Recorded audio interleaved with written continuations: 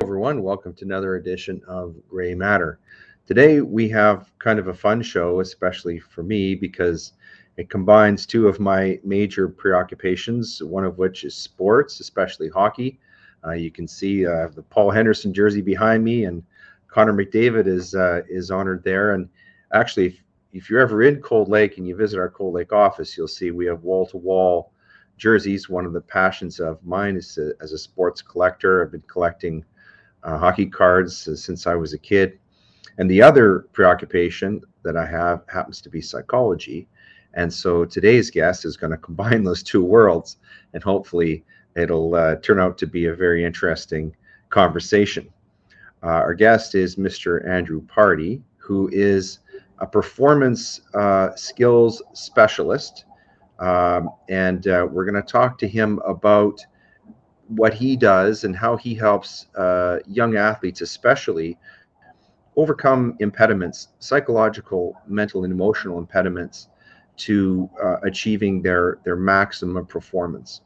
And we're going to talk about how he does that and some of the challenges that he's been facing, or he's discovered young people are facing, in achieving this mental state of mind is most conducive to their best performance and also to their best happiness. So before we go there, and I go into a bio of him, as we always do, we're going to start with a few aphorisms to frame our discussion. And these are in honor of our guest. The first one is from Aristotle, who wrote many things, but one of the things that he wrote, it's often quoted, is that we are what we repeatedly do. Excellence then is not an act, but a habit. And habits are, and the formation of such habits are one of the things that Andrew's going to talk about today. Second quotation is from John Locke, who famously wrote, "What worries you masters you." And finally, to have a psychologist in the group, Carl Jung, who wrote, "Where your fear is, there your task is." Okay, so who do we have on the program today? It's Andrew Pardy, who is the proprietor and operator of Self-Aware Athlete. He's also involved in other businesses as a mental coach, but Self-Aware Athlete, I understand, is his focus right now.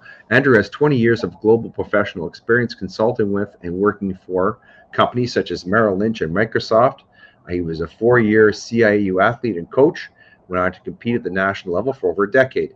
Andrew understands the pressure cooker situations in both business and sporting contexts, and is uniquely positioned to help elite level talent perform at their best when it matters most.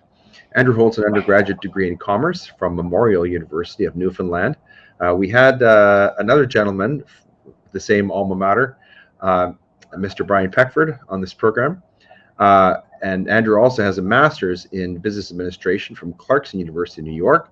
And he also holds a master's level certification in the administration and interpretation of TAIS, the world's most advanced performance psychology assessment tool. So Andrew is a consultant to professional college sports teams and a performance skills coach. He helps elite teenage athletes acquire the self-awareness, mindset, and performance skills they need to empower optimal performance. He's a global leader in something called sports psychometric assessment, which he's going to tell us about, and mental game analytics. He has a unique ability to measure the specific intangible building blocks of performance most relevant for each individual athlete, and this allows him to pinpoint the specific mental game hurdles that each unique athlete must overcome to clear a path to success. Welcome to the program, Andrew. Thanks very much, Leighton. Thank you for having me. All right. Well, as I said off the top of the show, we're right in my wheelhouse. So I'm really, really interested in talking with you and learning more about what you do, which is really, helping young athletes be their best, and also to transfer to them, life skills. So in your bio, I read something of a hypothetical, which I think is going to be familiar to a lot of parents. So I'm gonna start off by sort of framing this hypothetical and then get you to talk about it. This is your hypothetical. It says, if you are raising a talented yet underachieving young athlete, And of course, most parents think that they're, I think Walter Gretzky thought his son was underachieving. Yet, underachieving young athlete at home, it can be a very trying time for a family. You know, your kid has all the potential in the world, but they just can't seem to put it all together. As a parent, it can be very difficult to watch your kid underachieve at their sport. And oftentimes, these same struggles also carry over into school and home life. So, there's a hypothetical. We could start with this, Andrew. Um, why does this happen? Why does this phenomenon happen, and why is it prevalent in youth sport? Yeah, no, it's a great question. So it's a great backdrop for the conversation, I suppose, in that even before COVID days arrived here, what we had in North America for certain was an epidemic of anxiety amongst student athletes. And I think what it's made up of, and myself being an ex-university athlete as well, it's an extremely demanding lifestyle. You've got the academic portion of things that's always top of mind, and that could be a full-time job on its own. A lot of times you've got kids who are away from home for the first time. They're making all those adjustments. You've got all of the peer pressure, elements to deal with. Then you throw in the high-level sports piece of the puzzle, where you've got demanding coaches and demanding teammates, and even to have arrived in that place, your own constituency is probably made up of some self-criticality and some anxiety and some perfectionism, and that's kind of a part of the recipe for an elite athlete. So I think all of those things, come together to create this, pretty stormy environment where there's just a lot of pressure. And of course, thrown into the mix is this parental expectation. And having been a youth hockey coach, most of the time these expectations are unrealistic, aren't they? And damaging to the student athlete, right? A lot of times, yeah, you've got parents who have high expectations. There's no doubt about it. And I think there's two groups of parents out there. There's the parent that is hands off and is just trying to provide the tools to their kid that they need, that they know they need to be successful. And I think the wise parent probably understands that they're at a disadvantage anyway, just because they're mom or dad. Teenagers don't tend to take this kind of message easily from mom or dad. So and then you've got the other parent who's pushing, and I've never seen that one end well, to be honest. It ramps up the anxiety, it ramps up the expectations. It's usually better for the parent to just provide the tools, provide the resources, and step back, because it's got to come from the athlete. It's they're not going to be able to supply the motivation. Either the athlete has it in them or they don't. I had an interesting conversation along these lines several years ago. I had the opportunity to have dinner with Raymond Bourque. He's a Hockey Hall of Famer, and both of his sons became elite level hockey players. And so I asked him, I was coaching my own son at the time, and I asked him, I said, Ray, can you share with me some of your insights about coaching your own kids? And he rolled his eyes and he said, I had over 1,000 assists in the NHL as a defenseman. You think my kids would listen to me? And this is what he said to me, and this is what stuck with me. He said, no matter who you are in the game of hockey, to your kids, you're always their parent. You're their dad, right? Yeah. And that was when I started to move away from coaching my own kids, when I got that bit of insight. But okay, so coming back though to this concept of the underachieving student athlete. So here, and I'm quoting from your website a little bit here. It says, if you're like most hockey parents with an elite teenage player living under your roof, you are probably searching for a way to give your teenage athlete a competitive edge. As a parent, nothing feels better than to watch your son or daughter succeed, achieve their goals, and put themselves on the path to a bright future in hockey and life.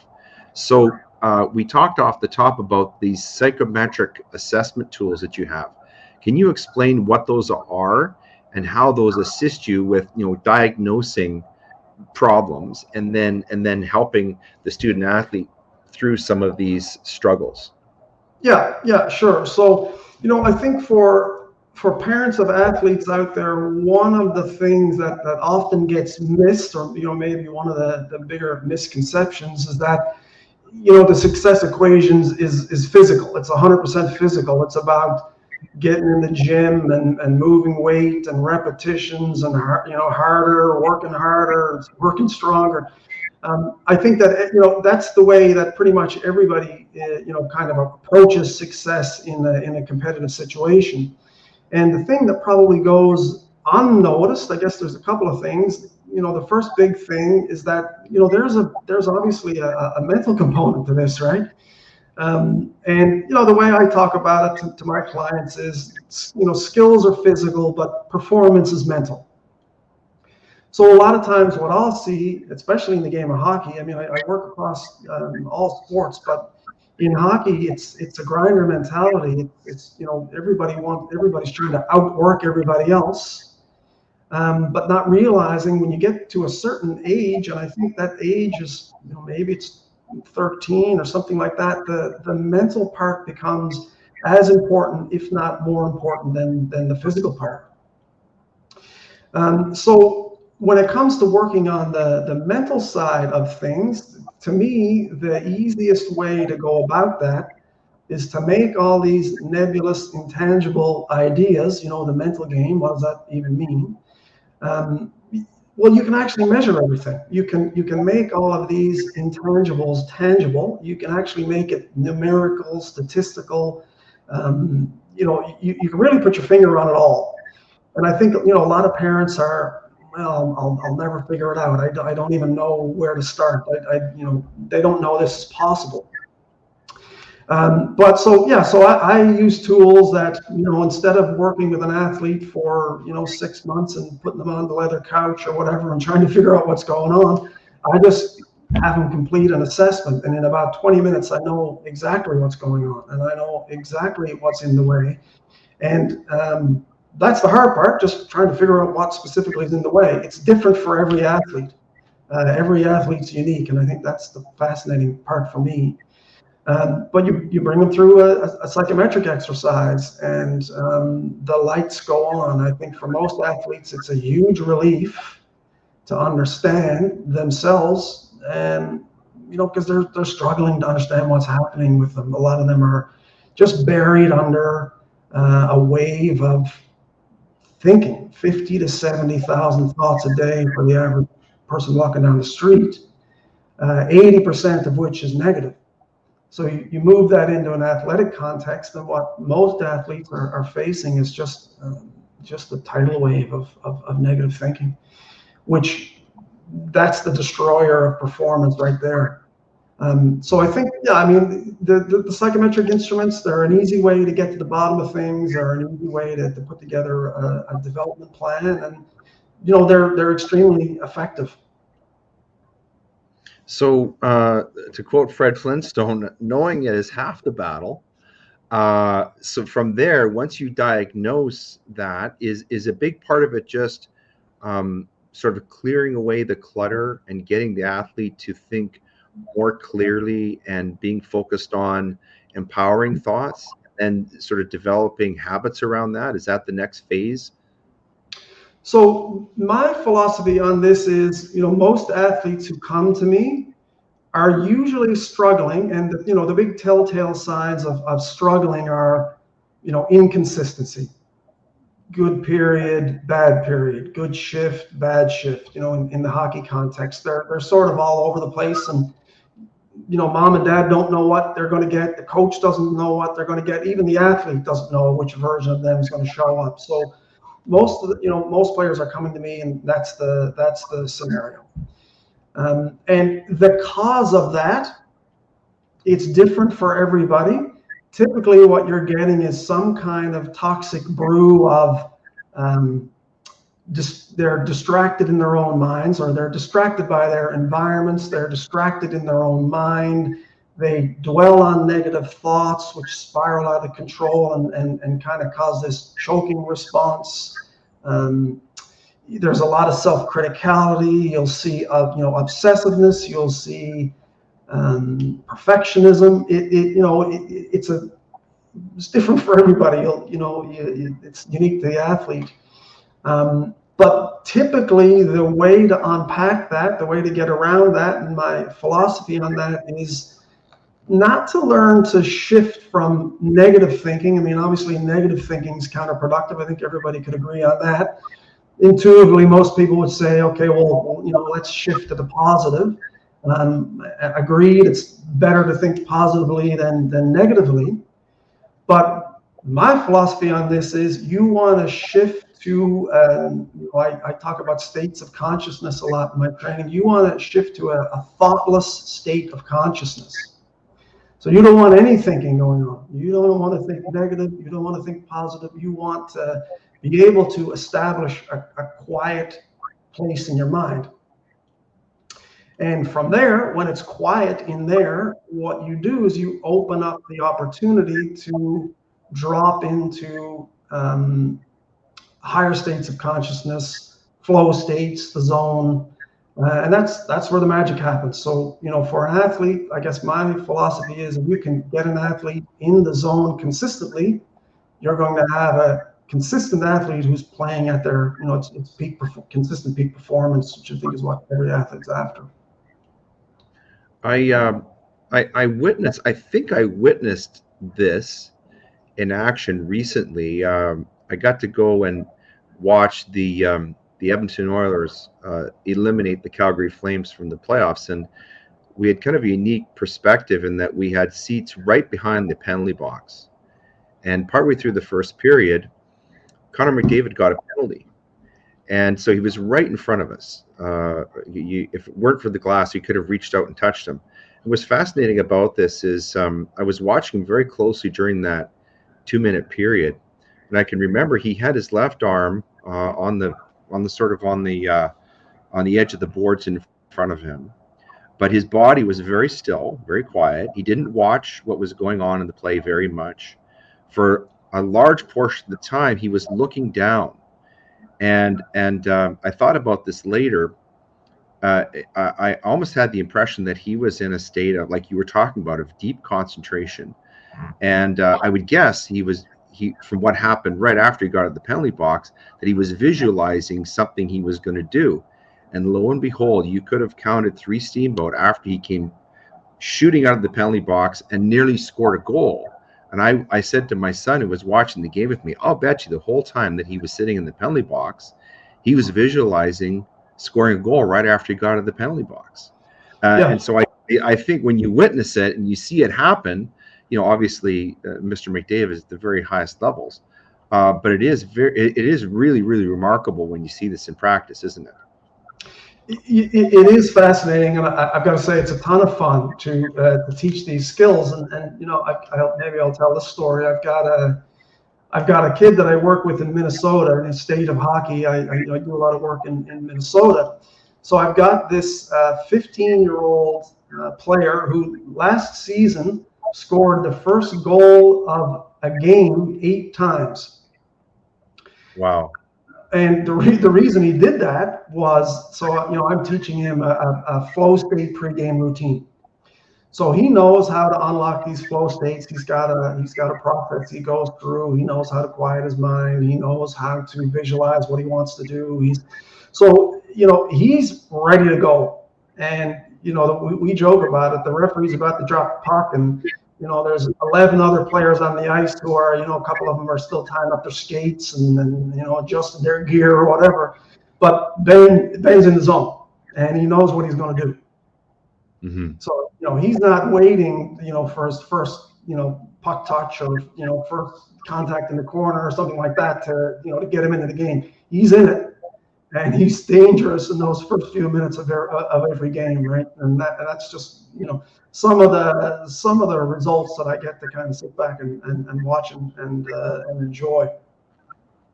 And yet, as you write on your website, in your experience, families and players are spending tons of money on the physical part of their development, like power skating and shooting, everything like that, and are completely ignoring their mental game development. And you write here, it's often said that hockey is 50% mental. If that's true, you may want to stop and ask yourself some difficult questions. Number one is, are you making the same mistake as everyone else? And are you over-investing in the physical side of hockey, ignoring mental game development? So that begs the question, Andrew, why do you think that so many parents and players are ignoring this mental side of the game, which you've discovered is so important? Yeah, I often joke that the culture of hockey, it hasn't moved much in the last 70, 80, 100 years kind of thing, right? It is very much an old school culture out there, and it just hasn't shifted much. So a lot of times, what kids have going on behind the bench is, a coach who's using negative reinforcement, who, there's a lot of yelling going on still. It's just, I think it's a manifestation of the culture of hockey. It hasn't shifted much. And there's a lot of irony there because, even from I don't want to come down on coaching, there's a lot of awesome coaches out there. I think coaching in hockey has never been better. It is absolutely amazing from a physical skill set standpoint. I see so much skill so early, mind-blowing. But I think culturally the game's not there. There isn't an acceptance. I think it's growing, but it still isn't seen mainstream as something that's an important part of the game. It's kind of, either you figure it out or you don't, or you've got it or you don't. But the reality of it is there's around 30% of the kids who don't succeed. They have the physical ability to succeed at a high level. They don't succeed because they don't have the mental skills to succeed. And it's just, to me, a lot of waste, a lot of missed opportunity. There's a huge swath of kids out there that, if they just layered in the mental piece, they would be competing at a much higher level. So it's just culture. It's groupthink. We're slowly getting there.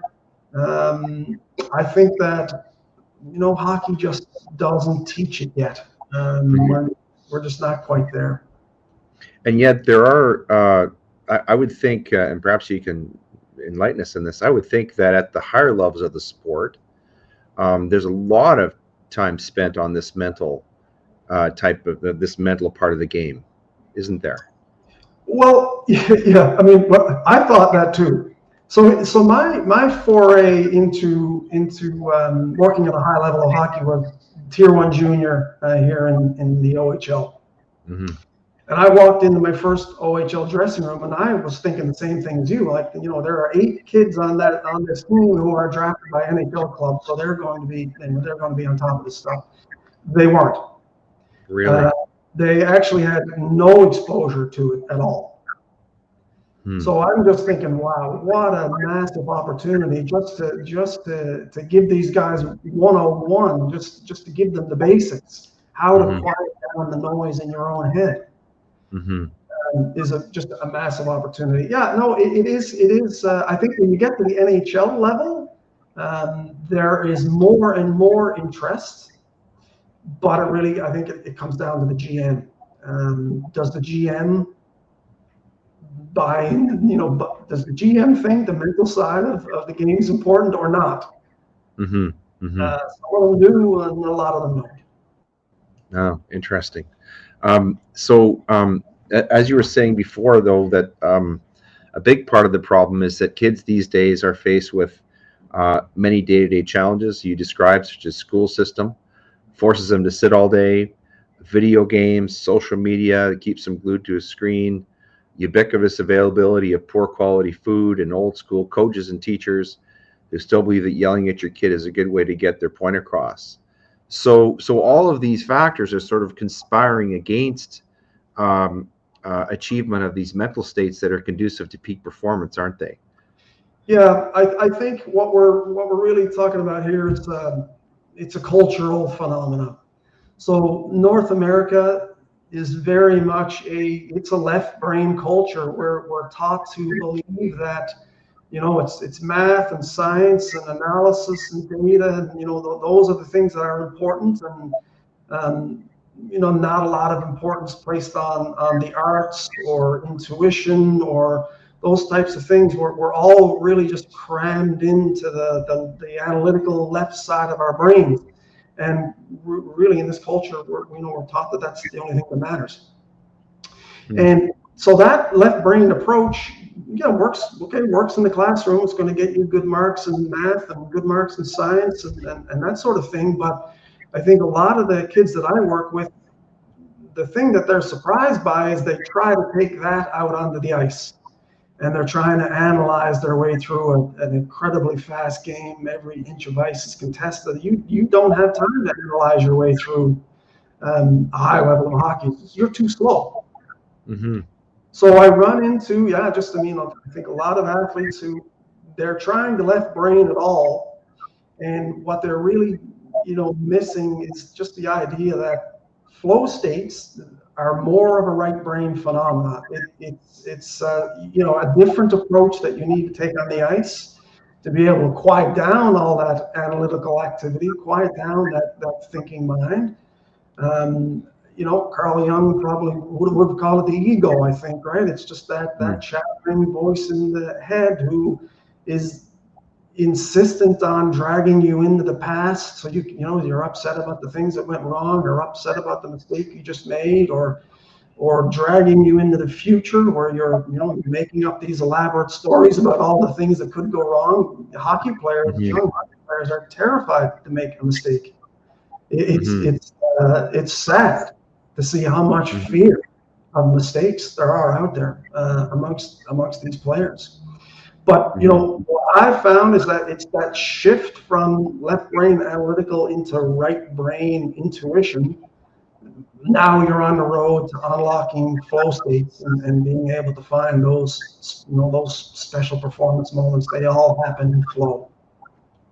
That's a fascinating take, because if you are a fan of sport, as I am, one of the things that to me is most wonderful about sport is when it is raised to the level of artistry, especially a sport like hockey, which is so fast and so physical.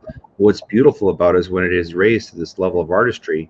And what you're really talking about is helping athletes to tap into this more artistic side of the brain, not the analytical, but but this more musical, painter, sculptor type of the brain, which doesn't see a certain play or a situation in hockey as a net zero sum game, but instead as an opportunity to paint a picture. Is that sort of the idea? I think that's a great way to think about it. I actually bring it to the level of quantum physics, quantum mechanics is kind of the framework that I think about this in. And through your five physical senses, you're aware of about 1% of what is going on around you. It's actually an energetic, emotional stew that we all sit in, right? Nothing's really physical, nothing's really solid. Nothing is the way it seems. So when you travel into the right side of that brain, that's how you're tapping into the other 99%. You jump in flow. And that's how you're becoming one with Einstein's unified field when you jump in that flow, and that's where all things are possible. But when we're hanging out in this, limited, left-brained, analytical sort of setup, then it's just inherently self-limiting, right? Mm-hmm. And as you write here, you say the truth is our kids are more distracted, anxious, unfocused, frustrated, and self-critical than ever. And as parents, many of us sit by helplessly and wish we knew what to do. I certainly know that feeling. We don't understand why our kids are feeling this way, and our efforts to help often seem to make matters worse. So, what are the things that parents do to sort of exacerbate this problem? Yeah. So if there's one thing that every family that I've ever worked with can agree upon, it's that they are at an automatic immediate disadvantage because they are the parents. Hmm. So they're mom and dad. So teenagers just tend to tune us out, and like I'm in Ray Bork's camp. Like I'm a 4-year CIAU volleyball player. I've got 3 daughters who play volleyball. I coach them. Do you think they'd listen to me? It's, it's a tough road, right? So, as a parent, I think there are a lot of people out there just banging their heads against the walls. And I got off a call just before you and I connected with a family in Minnesota with a couple of young hockey players, and mom was a D1 soccer player, and dad was a D1 hockey player, and they look, they could sell my programs. We're so on the singing from the same song sheet, but Hmm. they can't get through to their kids. Hmm. So they need to hear it from another voice. I think is the key there. Um, I think the other thing that I would say there, the big cautionary tale, you can't push. Hmm. You can't live vicariously through your son or daughter, right? You can give them the tools they need, but if the motivation is not coming from within, your efforts will not provide it, right? It's just your kids gotta want it. Hmm. They've got to be willing to do the work. They've got to be willing to make the mistakes. They've got to be willing to go the extra mile. And if it's not there, yeah, I mean, you can still play a sport and learn lessons and have fun, but is the elite piece there? Elite athletes, interestingly enough, one of the things that separates an elite athlete from the pack, and this may be a surprise, and you alluded to it earlier, it's a God-given tolerance for redundancy. Just to Hmm. be able to get on the ice and shoot 500 pucks and watch everybody else head back to the bench or head back to the room, and you're going to shoot 500 more. You don't get bored. You can just repeat, repeat, repeat. Just get things committed into muscle memory. That's a huge advantage, Hmm. um, and it is. It's kind of something that it's not that you can't learn it, but it's a lot easier if you're built around that tolerance for redundancy. Hmm. That's funny you mentioned that 500 shot rule, because I found out that actually exists. A friend of mine is Hall of Fame goalie Grant Fuhrer, and he told me that when he was in St. Louis with Brett Hull would do that. He would shoot 500 pucks every day after practice. And one time Grant asked him where he got that idea from, and lo and behold, it was from his father, Bobby Hull, the great goal scorer. And Grant said that when Brendan Shanahan joined the Blues from the New Jersey Devils, he was a 30-goal scorer, and he went from 30 to 50 in 1 year by joining the 500 shot club. And then of course Grant ultimately passed this on to recent Hockey Hall of Famer Jerome McGinley. So yeah, what you say is it's funny you mentioned that 500 shot, because I've heard that story before. But it is also it's not just shooting pucks; it's also the way that you practice those skills too, isn't it? It's the mental approach to the way that you practice those that's important too, isn't it? Yeah, it's not just repetition. It's not just going through the motions. There has to be an emotional connection to what you're doing. Hmm. So to me, that emotional connection comes out of a flow state. You want to get in a flow state and repeat, repeat, repeat. So that's going to be the ultimate training regime. There is to just connect emotionally to the repetition, and there's where you're going to see the magic start to happen there. So then this flow state, more than just being a sports performance tool, I would think it's also a life skill, isn't it? Because of course you could apply the same state of mind to other pressurized situations. For example, writing exams or doing other things where any type of situation that is stressful that requires performance. I would think that these mental skills would have application. Is that correct? No, absolutely, absolutely. The way I would say it is, flow states are available to everybody, and the thing that keeps us out of these flow states is mental content, mental noise. And as I mentioned, right, just a state, one of the qualities of being a human being is you've got these 50 to 70,000 thoughts that are going to come at you every day.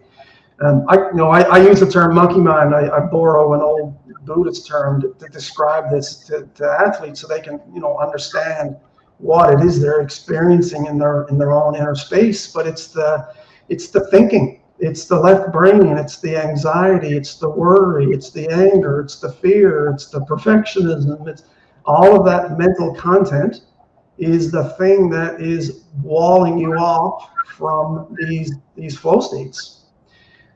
So when, again, the key, quiet down the mind, open up the opportunity to get in the flow state. And, I would argue that any great work of art, any great athletic experience, any, breaking business plan, they all come out of the ether. They all come out of flow. This is really fascinating because, people tend to try to describe the differences between individuals in terms of competency, in terms of talent. But from what you're saying, what people call talent, it might be a misnomer, a misunderstanding. It might be just that this other person who is enjoying extraordinary performance and is capable of incredible feats that are maybe incomprehensible for some people. What they're really witnessing is not talent, but the ability to tap into these flow states. Would you agree? I think that, yeah, they're able to tap into the fullness of who they really are. I think that one of the, maybe if there's one thing that I teach that I think is, maybe the most valuable, the most impactful thing that I ever teach anybody, is to be able to separate out the difference between the thoughts in your mind and who you really are, because those are two completely different things. So here's the way I describe it. And just teaching this concept is freedom for anxious perfectionist athletes or for people in general, because most people will live a life of anxiety because they think that the thoughts in their mind, they think that's who they are. So they get up in the morning and they put their feet on the floor, and this negative soundtrack kicks in. It's the same thoughts from yesterday and the day before, and it's not very clever. It's just repetitive, redundant, negative, anxiety-provoking monkey mind, right? So people get used to listening to that, and they just kind of assume, okay, well, I'm listening to myself in my own mind. This is who I am. But I think the key thing that everybody needs to realize is that you are not the thoughts in your mind. That isn't you. Who you really are is what I call the observer.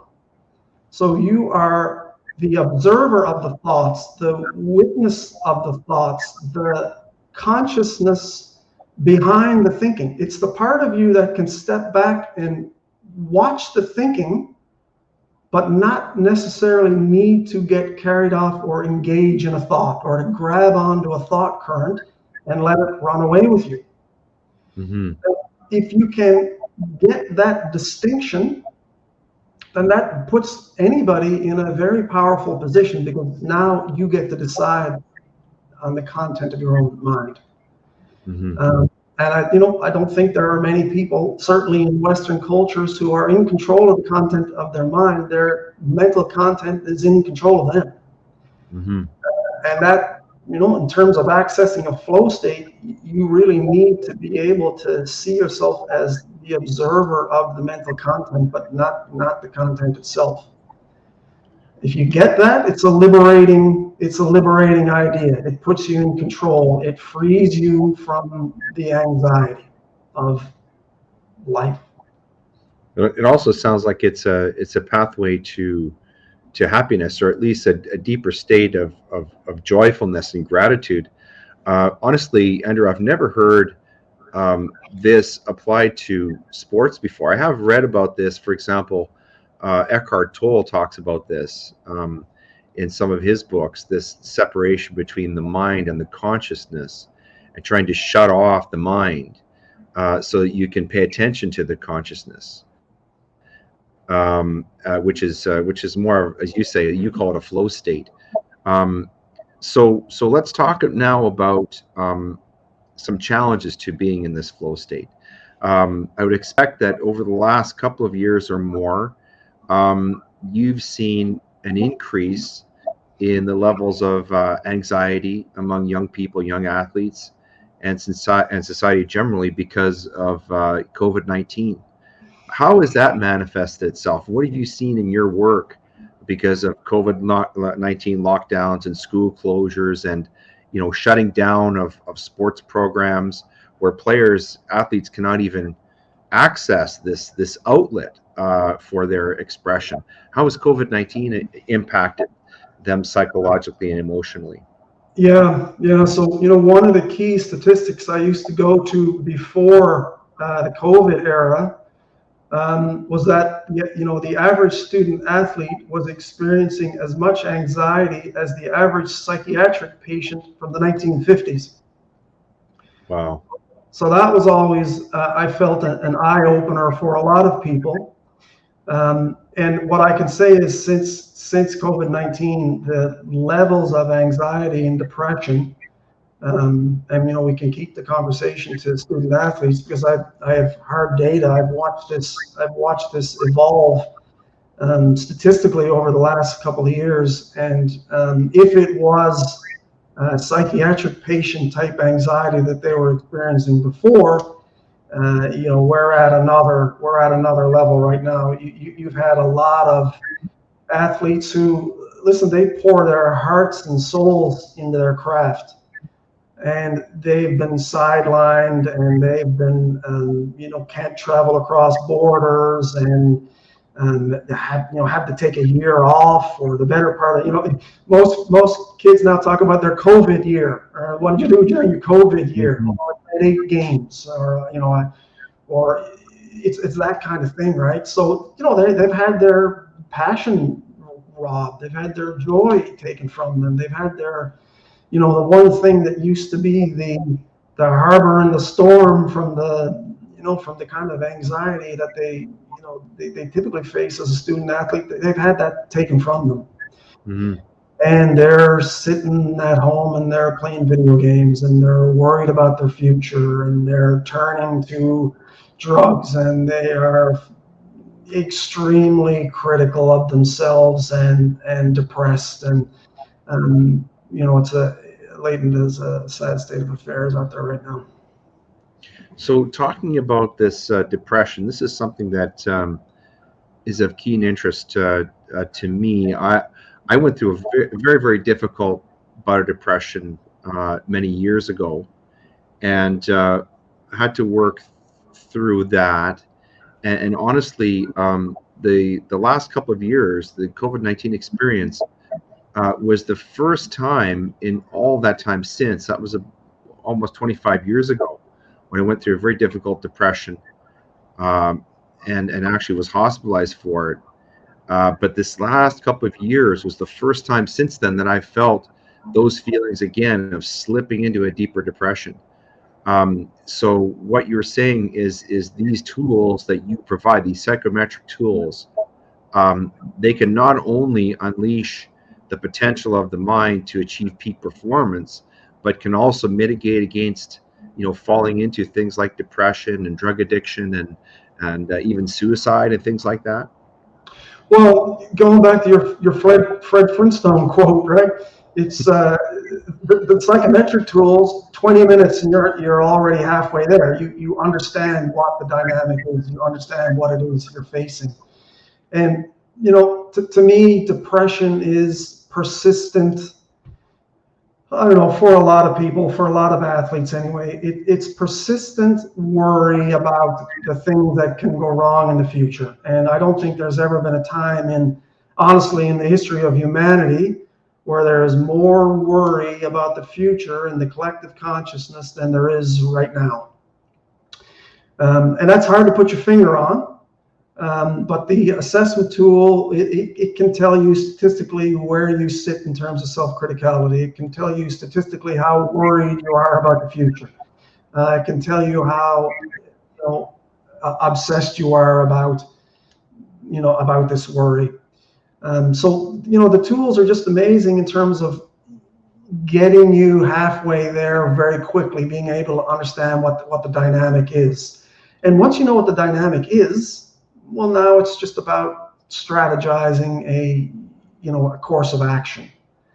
I will say that for many of my athletes, I had a great experience with a kid in Wisconsin recently who came to me, just the picture of what I just described, in the 99th percentile of self-criticality, the 99th percentile of obsessiveness, the 99th percentile of anger, and she was a goaltender and was kind of up and down and all over the place in terms of performance. I met with her and her family, and I just looked at this young girl's face, and you could see it in her face. She's not feeling good about herself. And I got the assessment, and I go, oh boy, yeah, this is not a safe situation. So I started to work with her and kind of just explain to her what she was experiencing, because for her it was just a blur. She didn't really understand it at all. And I was able to explain it to her, but explain it to her in the context of hockey, which is her passion. So she could wrap her head around and say, oh yeah, I know, I can see how this is impacting my performance. I get this. And you could see the lights going on and the facial expressions change. And she was like, oh, I don't have to do this. I don't have to sit around and dwell on negative thoughts, and I don't have to be kicking the crap out of myself all day long. And she changed. She turned, and I spoke with her last week. She jumped on one of my group calls with the program that I offer.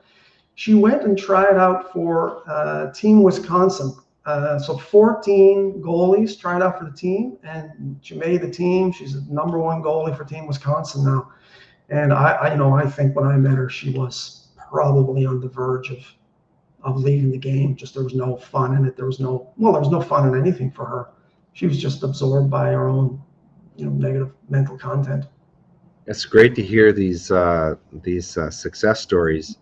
Andrew, I realize each individual case is different, but on the whole, do you find that it takes a very long time to see these market changes that you've described, or can they happen very, very quickly once the athlete begins to realize how to tap into these flow states and is more aware of kind of where their thoughts are taking them astray?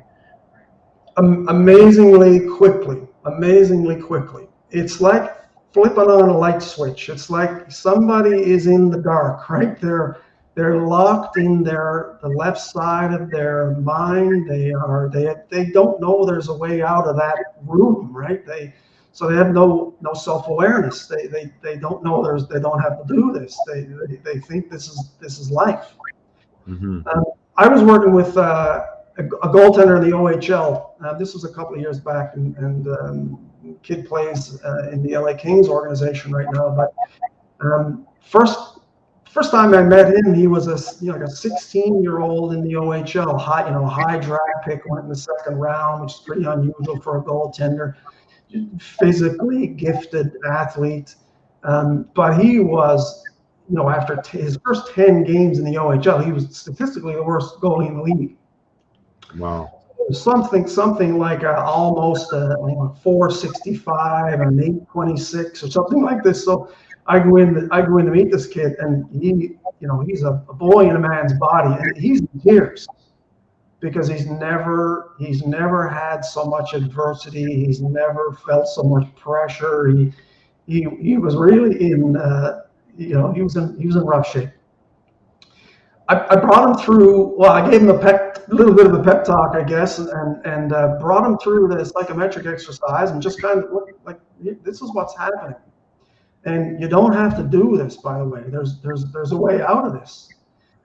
2 nights later, his next start was his first career shutout in the OHL. 6 weeks later, he was down below 2 goals against the game, .925, and was OHL goaltender of the month. Incredible. Wow. One other thing about this I'm curious about is that like most people, athletes can be envious of each other and envious of each other's success, and will fall into the trap of comparing themselves, to others. And this is something that is counterproductive. Does the work that you do help to train the athlete mentally not to fall into those types of pitfalls? Yeah, I mean, that's a key piece of the puzzle, especially for girls. Girls are there's 2 traps that girls fall into that guys don't seem to fall into as much. But the first one is comparison. Really caring too much what other people think is a big problem for girls. And I think one of the main themes with the training that I offer is you got to stay in your own lane. You got to worry about you. What anybody else is doing is irrelevant to you. Good or bad, there's always going to be people better than you. There's always going to be people worse than you. You have to stay in your lane. You have to focus your attention on the things that you have control over. And if you don't have control over it, no attention, no energy on it. And if you think about the context of an athlete, well, what do you have control over? Nothing. Mm-hmm. Not much at all. The only thing you really have control over as an athlete is how you deploy your own attention, how you deploy your own energy. That is I think a mystery for the vast majority of athletes. They're not controlling their own attention, their own consciousness, but it is just kind of random. And if it's random, I'll tell you where you're going to end up. You're going to end up locked in your own left brain. You're going to end up locked in your own analytical mind, and it's can be a self-made hell realm in there. And it's important to know how to get out. Okay. If parents want to learn more about this and more about what you do, Andrew, where can they find you? Where's the best place to find you? Is it at via your website, or what are the resources where they can go and find you and find out more about what you do? Yeah, so my website is selfawareathlete.com. I'm from an email address. I'll hand it out here. I don't mind hearing from people. It's Andrew@selfawareathlete.com. It's probably the best way to track me down. But yeah, you can start out on my website. There's a bunch of testimonials there from NHL coaches and GMs and major junior GMs and players from all over the place and parents from all over the place. So that'd be a good place to start as any. One other thing I wanted to ask you, Andrew, in addition to getting your young athlete as a parent more in touch with the type of resources that you're talking about, what other things can parents do to sort of be a support? And I'm talking about the scenario in which, let's say their son or daughter is already working with you or someone like you. What is the proper role of the parent in that context? How can they be someone who's supporting and maybe not sabotaging the work that's being done? Yeah, it's the same. I think it's the same rule book for, if you've got a kid playing a high level, in any sport, you just want to support the coach. I think you want to echo what the coach is saying, support what the coach is saying. I think athletes really start to struggle if they're hearing a different message from at home than they're hearing from their coach, or if there's conflict there, a lot gets lost. I think progress gets slowed. I think for an athlete or for parents of a high-end athlete, yeah, you don't want to put the pressure on. The kids don't need any more. They're already built to be very self-critical. It's a part of the ingredients, right? They're already built to be very self-critical. So they don't need any more criticism. They need support. They need love. They need resources. They need an ear. If they've had a bad game and they would need to get it off their chest, they need an ear. They don't need your opinion. They don't they don't need anything like that. They're already on track. It's just they need an emotional outlet. They need to be able to clear the air, and I think maybe that's the most important thing a parent can provide. And so that would sort of assist the process of trying to bring back the enjoyment and the joy back into the into the sport. I remember I was at a coaching clinic some years ago. Steve Tambellini was then the general manager of the Edmonton Oilers, and he told a story. He wouldn't say who the player was, but he was talking about these interviews that the top NHL prospects go to when they're about to be drafted. And he told the story of a young man who actually got into a meeting with the Edmonton Oilers group, and they were very keen to draft him. And the moment after he sat down, the first words out of his mouth were, "Don't draft me." He said, "If you draft me, I will not play. I'm not going to play in the NHL. I'm done with hockey. I've worked my whole life to be a hockey player, and I've come this far in order to honor my parents, but I'm going through the draft, and then that's the end for me. So I'm very grateful for your interest in me, but I'm not." And I thought, wow, that's so awful. It's so awful to hear, a young person who's invested so much of their life into a sport, and then they reach what many people would consider, just the pinnacle or the beginning of the realization of the dream to play in the NHL. And it's such a joyless experience that they don't even want to cross the threshold and enter into this promised land of the NHL. So when I hear what you're talking about, the restoration, the rehabilitation of joy to young athletes, it's very exciting. It's very inspiring. And obviously, this must give you a great deal of fulfillment in your work. No doubt about it. The game's got to be fun. I think first and foremost, it has to be fun. And if it isn't fun, well, what are you doing to begin with? Go find something that's fun. And if it isn't fun, flow states will remain a mystery to somebody or an athlete. There has to be joy in the experience of painting the picture on the ice, right? There's got to be fun and joy and excitement and anticipation and gratitude. And, these are all emotions that are consistent with helping athletes find flow states, and they'll remain elusive if this is a job. If you're out there going through the motions and doing it for mom and dad, I think it's the opposite of where you want to be. Well, I dare say that many of the parents who are taking in this podcast can be very, very excited to hear that there is a solution, there is an answer. And also, I think hopefully, if we have some young people taking in the podcast, they'll be excited too to know that there is a sort of an X factor that they just have not yet discovered. It's almost like a secret formula that's there within them. And this is very, very exciting news, I think. It's all there, Leighton. Everybody already has everything they need. It's just a matter of, can you access it? Can you find it? Is it available? Is it obscured by 50,000 negative thoughts? Mm-hmm. And I think that's where the vast majority of us sit, just walled off in behind that thinking and unable to access our joy. Hence the name, the self-aware athlete. Well, Self-awareness, where it yeah, begins. yeah.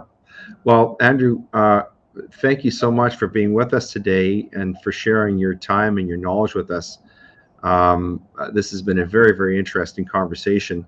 We're at the part of the program where we turn to what I call the reading list, and I'm sure you have many uh, excellent suggestions for our listeners. But I'm going to go first and then give you the final word, if that's okay. Yep. Uh, I've chosen the book today that you've probably read and you know about. It's called Talent is Overrated. It was written about 10 years ago. It's by Jeffrey Colvin. And the book is about what really separates world class performers from everybody else. And the book in it talks about something called deliberate practice, which I think you've sort of described for us. That's the And emotional connection that is deliberate practice. Yep. right, and one of the examples in the book, and it points to um, certain people who are peak performers. One of the ones that I recall specifically from the book was Tiger Woods, and it talked about the way that he practices golf versus the way people like me do it. And it's a very astonishing contrast.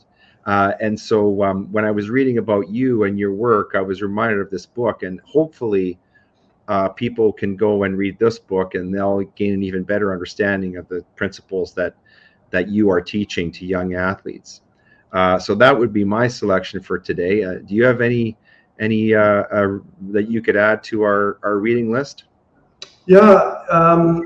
Yeah. So the one that I think is important to throw out here, and it's a name that you'd mentioned earlier. I think it's a book that everybody needs to read, and it is a lot of my students end up reading this book just out of interest. It's so Eckhart Tolle, The Power of Now.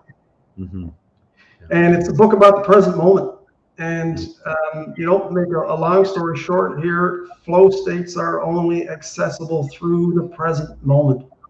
Mm-hmm. And I think the challenge that we all have is we have this monkey mind, this voice in our head that does not want us to experience the present moment. It wants us in a anxious future state or an angry past state. It wants us in the past and future.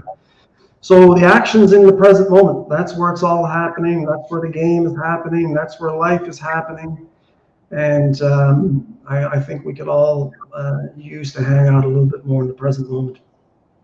These principles that you're talking about, though, are not just useful to student athletes, are they? They're really, let's face it, we're living through an incredibly stressful time where perhaps there's never been so much anxiety. And so the principles that you've been talking about and that Eckhart Tolle talks about and teaches, these really are useful for all of us, aren't they, in terms of achieving better mental health, better states of consciousness, and overall a better sense of well-being, aren't they? I would say that the ideas that Tolle presents in this book are literally the wisdom of the ages. This is, deep knowledge, esoteric knowledge that I think has been all but forgotten. And, a guy like Tolle or a Krishnamurti or these types of sages are desperately trying to remind us. Mm-hmm. So there is wisdom, a deeper wisdom, but the deeper wisdom is through consciousness. I think Carl Jung would probably agree with that as well. Anyway, Andrew, thank you so much for being with us today. I think we've had a really meaningful conversation, and I expect that some of the parents who have seen this will be giving you a call. I hope that's true, because I've certainly enjoyed our conversation. And spoiler alert, folks, I've already hired him to work with my boys. So thanks a lot for being with us today, Andrew. It's been a real pleasure having you on Gray Matter today. The pleasure's mine. Thank you.